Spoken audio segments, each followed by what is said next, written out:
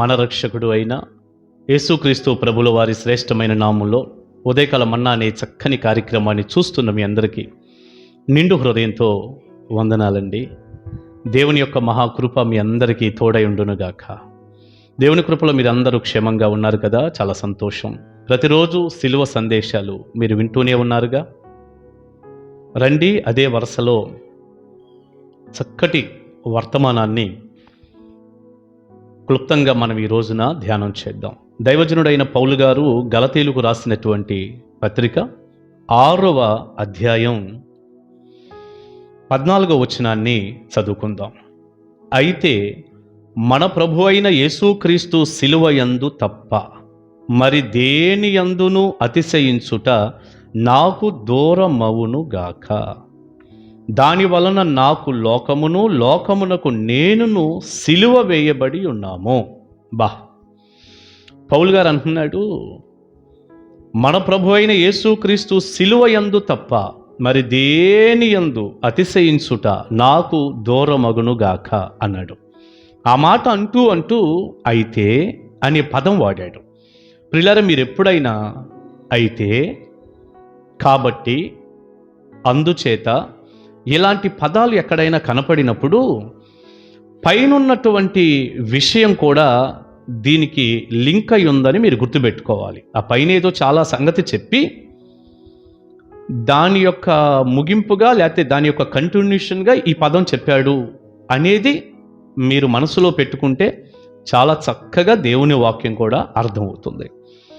ఇంతకీ ఇక్కడ అయితే మన ప్రభు అయిన యేసుక్రీస్తు వారి సిలువ యందు తప్ప మరి దేని యందును అతిశయించుట నాకు దూరమగునుగాక అంటున్నాడు. అంటే ఏంటి అసలు అయితే అనే పదం ఎందుకు వాడాడు? అక్కడ ఏం జరిగింది అంటే, మనం నిన్నటి దినాన కూడా చెప్పుకున్నట్టు యోధా మతబోధకులు గలతీ ప్రాంతంలో ఉన్నటువంటి సంఘాల దగ్గరకు వచ్చేసి, యేసు ప్రభు ఒక్కడే సరిపోడు, మీ రక్షణ కొరకు యేసయ్య సిలువ ఒక్కటే సరిపోదు, మోషే ధర్మశాస్త్ర ప్రకారంగా క్రియలు కూడా మీరు చెయ్యాలి అంటూ సున్నతి పొందటానికి గలతీ సంఘాన్ని బలవంతం చేశారు.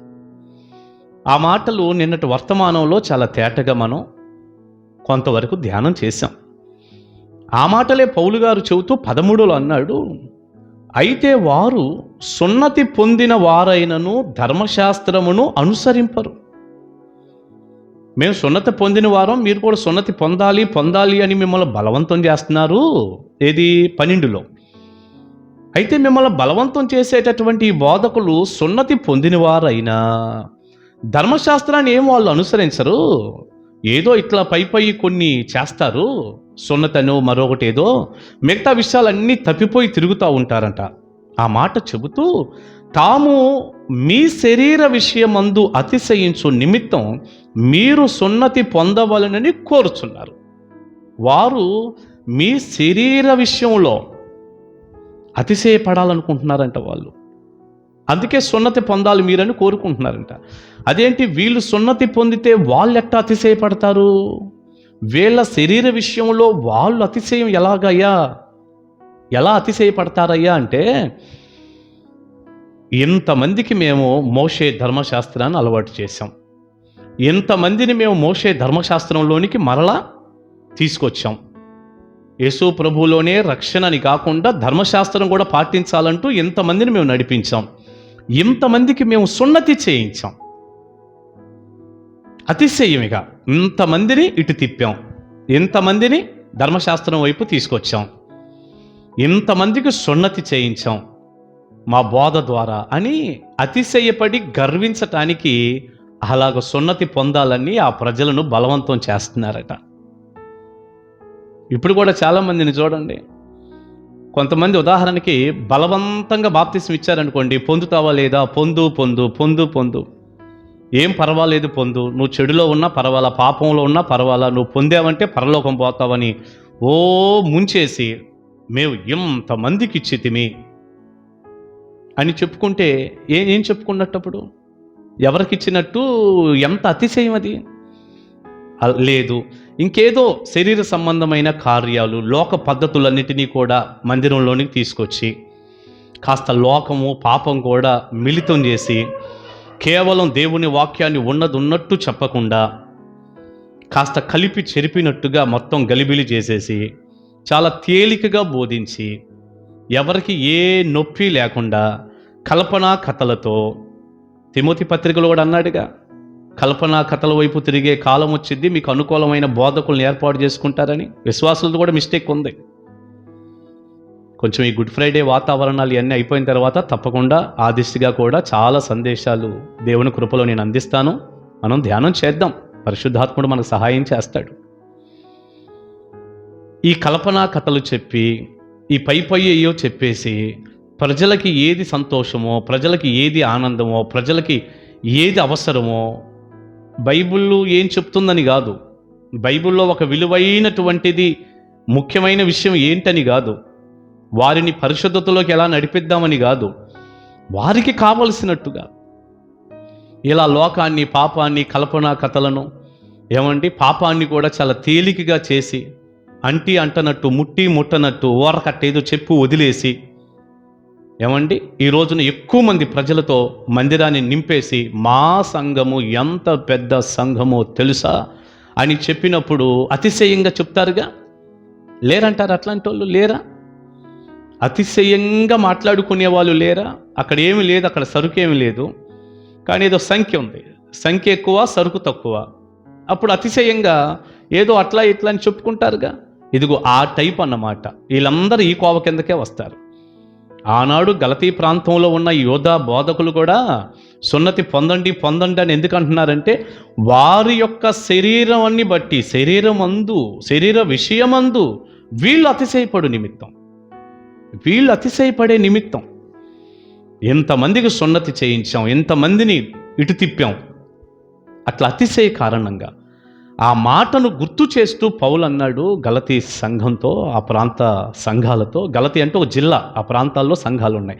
ఆ సంఘాలతో అన్నాడు, వీళ్ళు ఇలా చేస్తున్నారు, శరీర విషయంలో మీకేదో సున్నతి చేయించి వాళ్ళు అతిశయపడుతున్నారు ఈ అబద్ధికులంతా.